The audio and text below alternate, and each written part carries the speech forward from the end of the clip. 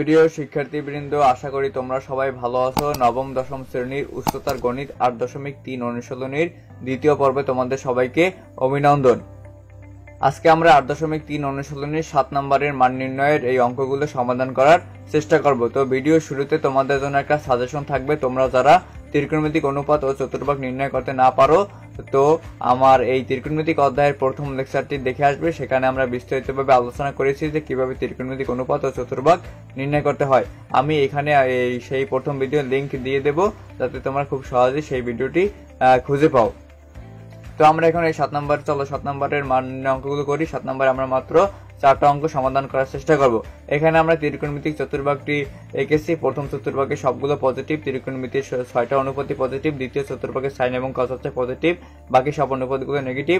তৃতীয় চতুর্ভাগে ট্যান কট হচ্ছে পজিটিভ, বাকি সব অনুপাতগুলো নেগেটিভ। চতুর্থ চতুর্ভাগে কস এবং সেক হচ্ছে পজিটিভ, বাকি সব অঙ্কগুলো নেগেটিভ মানে মাইনাস। এরপর আমরা দুইটা নিয়ম লিখেছি যে প্রথমে দেখবো কোন চতুর্ভাগ যার ঘর সে প্রবেশ করলে চিহ্নের পরিবর্তন হবে না, সে ব্যতীত অন্য কেউ প্রবেশ করলে চিহ্নের পরিবর্তন হবে। এবং 2 নম্বর নিয়ম লিখেছি π/2 এর সাথে যদি জোড় গুণ থাকে ত্রিকোণমিতিক অনুপাতের কোনো পরিবর্তন হবে না, আর যদি বেজোড় গুণ থাকে তাহলে ত্রিকোণমিতিক অনুপাতের পরিবর্তন হবে। তো আমরা এখন এই 7 নম্বরে ক নম্বর অঙ্কটা সমাধান করব। 7 নম্বরের ক নম্বর বলা হয়েছে sin 7π।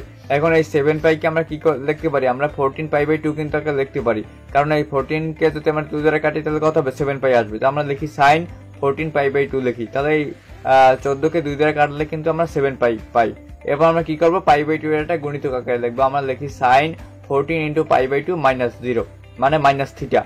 এখন আমরা কি করব? আমরা যদি 14 কে যদি আমরা কি করি 2 দ্বারা যদি কাটি তাহলে কত আসে? তাহলে কিন্তু আমরা এখান থেকে ইজিলি 7π আসে, তাহলে 7π - θ।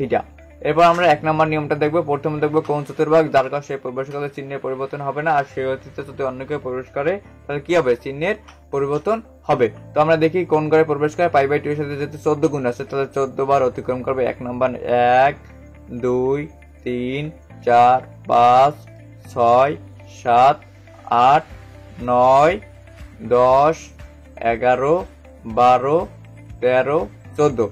তো এই 14 বার অতিক্রম করার ফলে এইখানে এসটি নাও, এই 14 তে আসার পরে কি আছে? এই ঘর, এই দ্বিতীয় 90 মানে 2 নম্বর 90 তে মানে 180। তো এখানে কিন্তু এই দাগে কিন্তু এসটি নাও আছে। এসটি নাও থাকার পরে এরপরে কি আছে? -0 মানে কি? -θ। তাহলে -θ মানে কি?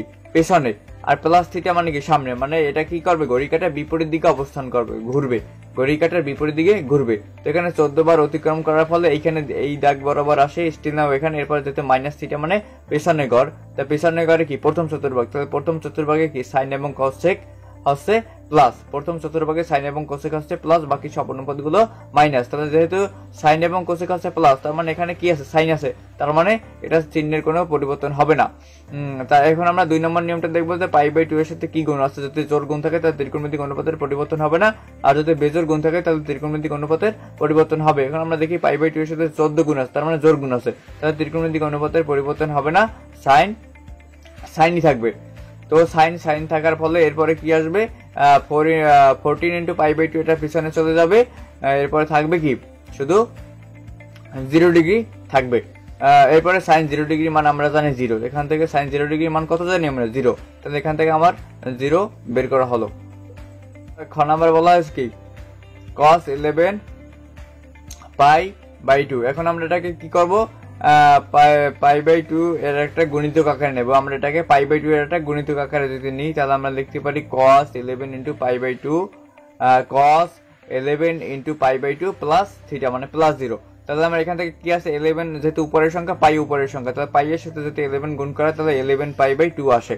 হ্যাঁ, তো এখন আমরা এই নিয়মটা দেখবো। 1 নম্বর নিয়মটা দেখবো এবং 2 নম্বর নিয়মটা দেখে তারপরে এই তৃতীয় লাইনটা আমরা করার চেষ্টা করবো। দেখি 1 নম্বর নিয়ম অনুসারে যে প্রথমে দেখবো কোন চতুর্ভাগে প্রবেশ করে যার ঘর সে প্রবেশ করে চিহ্নের পরিবর্তন হবে না, সে ব্যতীত যদি অন্য কেউ প্রবেশ করে তাহলে চিহ্নের পরিবর্তন হবে। আমরা দেখি কোন চতুর্ভাগে অবস্থান করে। π/2 এর সাথে যদি 11 গুণ আছে তাহলে 11 বার অতিক্রম করবে। তো 11 বার যদি অতিক্রম করে তাহলে 1 2 3 4, আবার যদি 4 বার অতিক্রম করে তাহলে এখানে আসবে। তাহলে এখানে আসার পরে কি হবে? 8 হবে।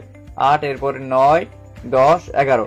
তো 11 তে আসার পরে কিন্তু এখানে স্টিল নাও আছে 3 নাম্বার 90। এখানে এই তৃতীয় নাম্বার দাগে কিন্তু স্টিল নাও আছে। এখানে আসার পরে কি আছে প্লাস 0 মানে কি প্লাস থিটা। তাহলে প্লাস থাকলে সামনে, মাইনাস থাকলে পেছনে, যেহেতু প্লাস থাকার পরে 0 আছে সামনের ঘরে আসবে, তো সামনের ঘর এখানে কত কোন চতুর্ভাগ, চতুর্থ চতুর্ভাগ। তাহলে চতুর্থ চতুর্ভাগে আমার কজ এবং সেক হচ্ছে কি প্লাস, তার মানে যার কজ সে কিন্তু প্রবেশ করছে, এখানেও কিন্তু কজ আছে, তার মানে যার কজ সে প্রবেশ করছে, তার মানে এখানে চিহ্নে কোনো পরিবর্তন হবে না। এখন আমরা 2 নম্বর নিয়মটা দেখবো যে পাই বাই 2 এর সাথে আসলে আমার কি গুণ আছে। যদি জোর গুণ থাকে তাহলে অনুপাতের কোনো পরিবর্তন হবে না, আর বেজোর গুণ থাকলে ত্রিকোণমিতিক অনুপাতের পরিবর্তন হবে। এখন যেহেতু পাই বাই 2 এর সাথে 11 মানে বেজোর গুণ আছে, ত্রিকোণমিতিক অনুপাতের পরিবর্তন হবে, তাহলে কি হবে কস পরিবর্তন হয় আমার কি হবে কস পরিবর্তন হয় সাইন হবে। 11 ইন্টু পাই বাই 2 এটা কজের পিছনে চলতে যাবে, থাকবে শুধু 0 ডিগ্রি। তা আমরা জানি যে সাইন 0 ডিগ্রি মান অন, তো এখান থেকে আমার অন বের করা হলো।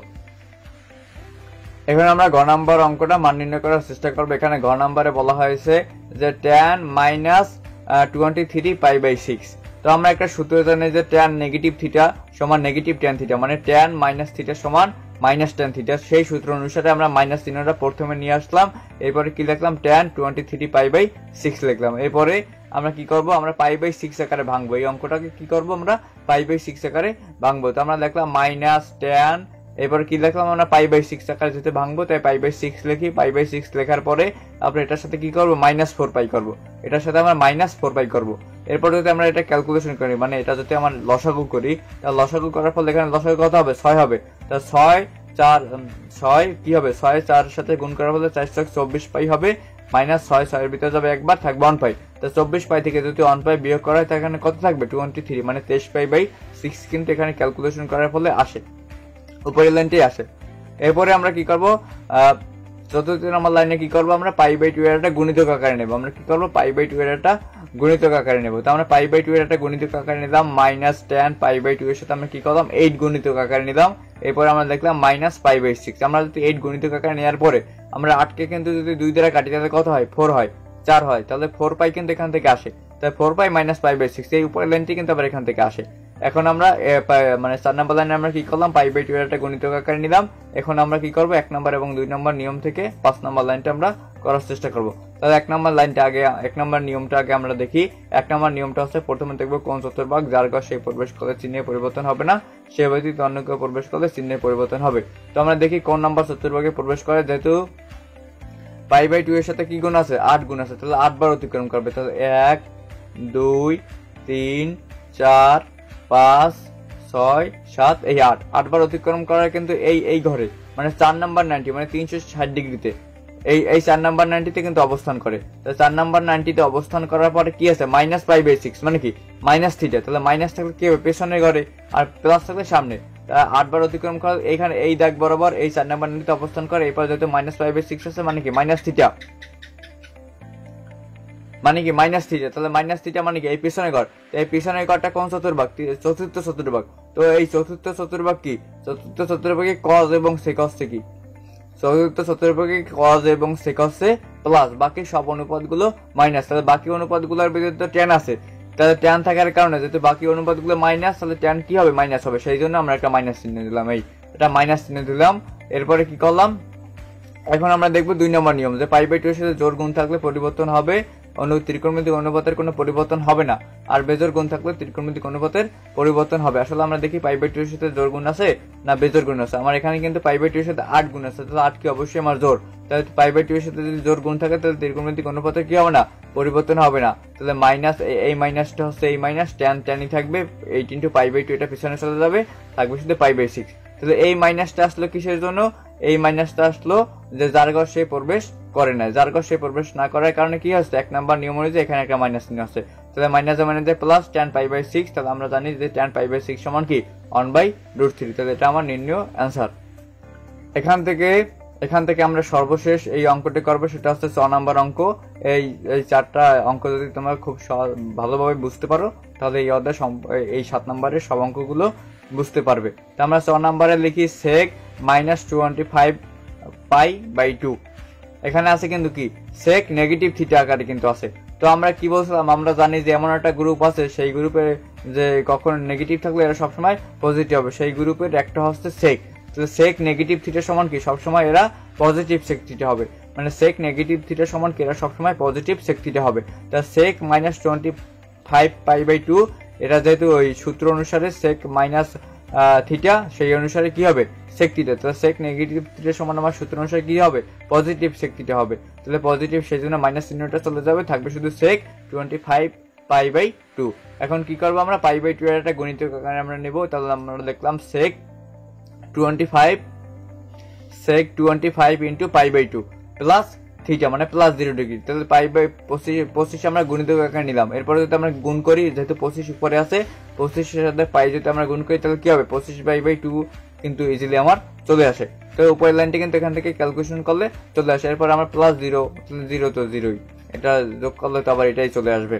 তো আমরা কি করবো এখন 1 নম্বর নিয়মটা দেখবো যে কোন চতুর্ভাগ প্রবেশ করে, যার ঘর সে প্রবেশ করে চিহ্নে পরিবর্তন হবে না, সে ব্যতীত অন্য কেউ প্রবেশ করে চিহ্নে পরিবর্তন হবে। তাই π/2 এর সাথে কত গুণ আছে, যদি 25 গুণ আছে, তার মানে 25 বার অতিক্রম করবে।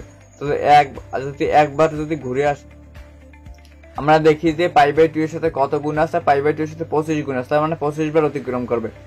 1 2 3 4 5 6 7 8 9 10 11 12 13 14 15 16 17 18 19 20 21 22 23 24 25।